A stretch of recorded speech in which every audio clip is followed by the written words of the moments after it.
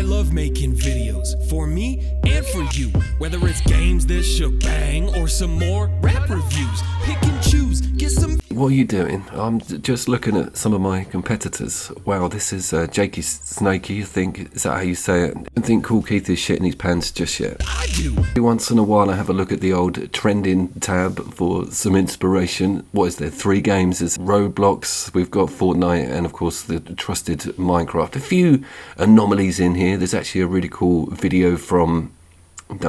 No, there isn't. I do genuinely feel sorry for the viewer and the creator. I don't think the creator genuinely enjoys having to play these games constantly for their juvenile audiences. And being roped in like that, I look at myself quite as a lucky person in that respect, because I can just choose whatever I want, which is normally the game I'm currently playing. And they just happen to be absolutely amazing. It's no coincidence. You know, these guys are all millionaires. Yeah, I know. It's just my way of coping with it. Plus, none of them get genuinely nice comments, I don't reckon, from these toddlers. I had someone comment really recently on a video that said, you know, brought some emotion out. And I think that's so precious as a creator. I guarantee Roblox brings nothing out. Right, mate, can we get to the actual game in hand? Just lastly, this is where this tab stops. Like, there's no more trending. So these people must have run out of money to give to YouTube. There's obviously no one else up for throwing thousands of promotion. Trending tab should not stop. It should go right down to 1 viewer and all of the videos that got 1 view. Right, that's enough about top horses in gaming. Shall we have a look at an amazing video game?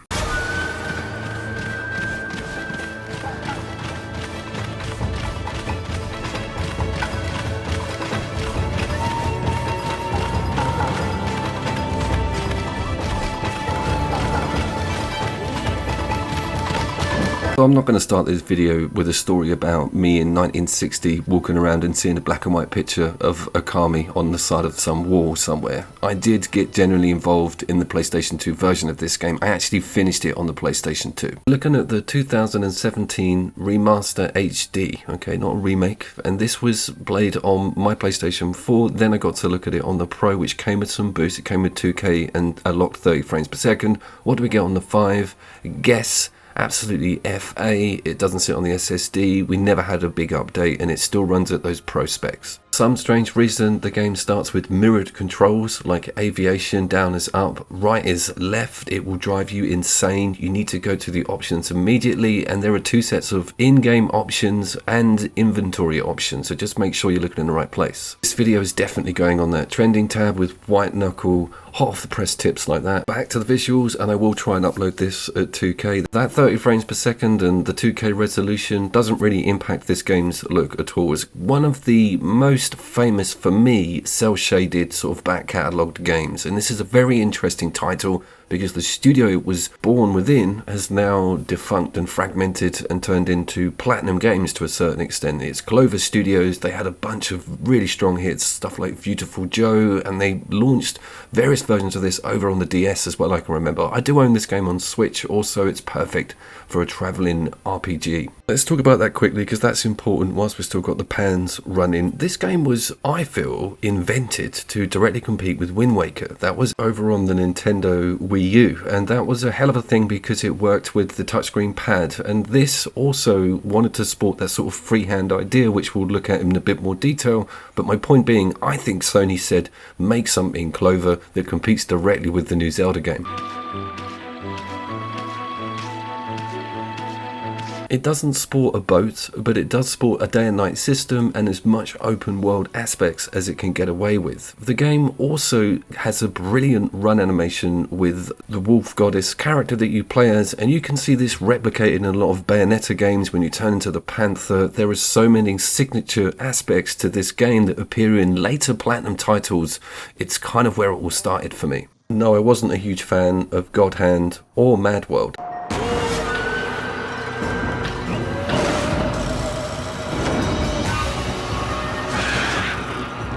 And talking of a mad world, very few Clover or Platinum games are as this quirky with their characters, Japanese lore, even some of the feudal aspects, the yokai, the gods, and all of the different animals that represent them is absolutely awesome. It really is a culture dive. Let's look at its major seller. For me, it was the combat and combat arenas. So this works a little bit like a JRPG, where you will roam around and then icons will move to you, or you'll discover them, and that will be a fight. And it doesn't really tell you exactly what's included in that until you enter the arena. But it's all in beautiful Clover Platinum real time. This feels stunning, and you can rock the camera around when things are frozen. The calligraphy pen just works.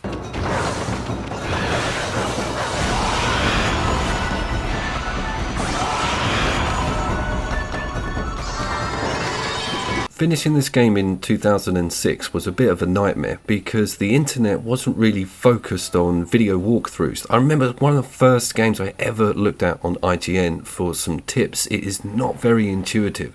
Once in a blue moon you get an arrow to show you where to go, but you'll be constantly on that map and confused. It's because you probably can't be bothered with going through all that text dialogue and you miss some of that important red information. But other than that, and playing it again in 2023, it kind of just about holds together as a decent action JRPG.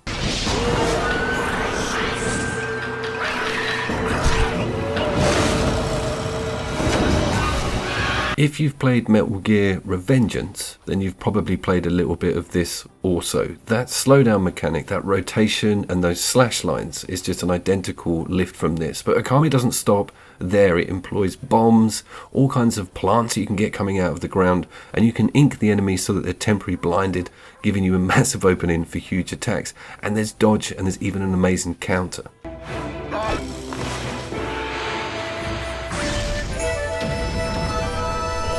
Thankfully, everything is skippable, all the cutscenes and all the major chunks of dialogue, and there is no actual recorded voice in this. It's all just a strange alternate language, which does and doesn't get you. You can just get through it quickly. It's part of the charm for me. A lot of RPGs used to do it back then. Not too much detracted there because of the characters' interest in actions and animations and just quirky weirdness. Everybody's surprising you with what they're doing or what they're up to or what their role is in this story. And that's one of the more interesting things of how this game is made, is that they've woven in those powers and those gods and all these characters within the village and the world itself directly to your powers, and you really do feel like you're having an impact on the story. Chunks will stop and you have to do a task, and the puzzles have an excellent angle with that brush system. It's also got an absolutely amazing bestiary with all of the enemies listed on a brilliant piece of cloth, and they're all very much richly illustrated in traditional Japanese ink calligraphy. And this goes for all of the items and the items' names. Never have I seen before. Random sporadic angles taken to drops, rewards, buffs and weapons. It's never been sort of repeated. This game is as mad as a hatter.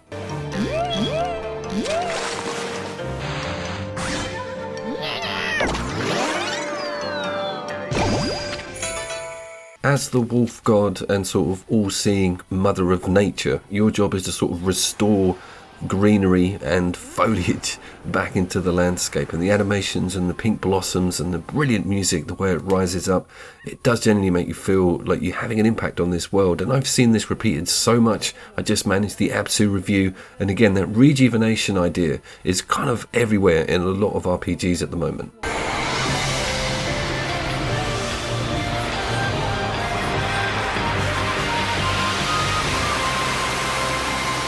I just want to swing back briefly to advanced combat and combat reward. The game has got very easy combat in the first quarter. This is kind of the first semi-difficult boss, but things get really ramped up after the spider encounter, which I haven't shown, and it really is incredible. I just didn't have time to reach that section, but it's something I'm going to do off camera, so to speak.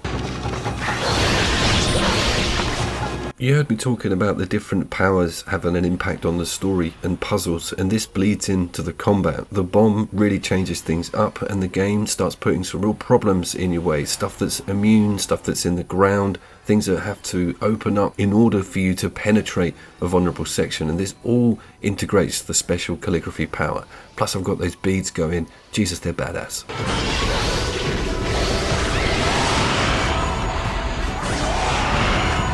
In true Platinum style, there's kind of a reward for whacking these things at a particular time to get a cool loot drop, and you get a little bit obsessed with it and jostling more than one enemy at a time. It doesn't come with a lock-on, so it has this free feeling sort of hack and slash feel. These arenas are incredible, and if this game was just arenas like this, I'd be a happy chap.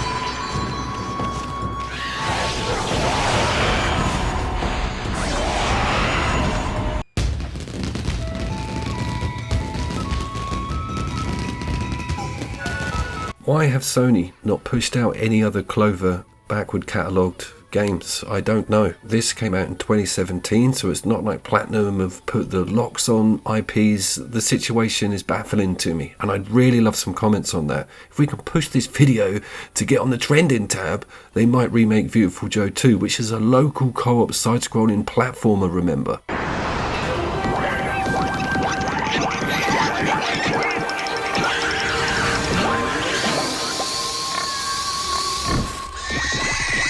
Are there any other games made by Platinum that look like this? Maybe 4 player local co-op, incorporate some of these moves?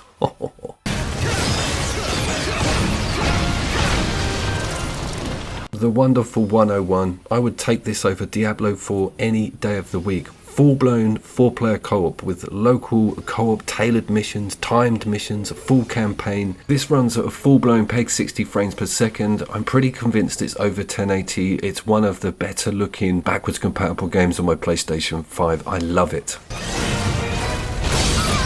Why didn't you put it on that new recent 4-player local co-op list? Just forgot. Clean forgot. And Spiderheck, I forgot to put that on there as well. Can you guys pull me up on this stuff a little bit more, please?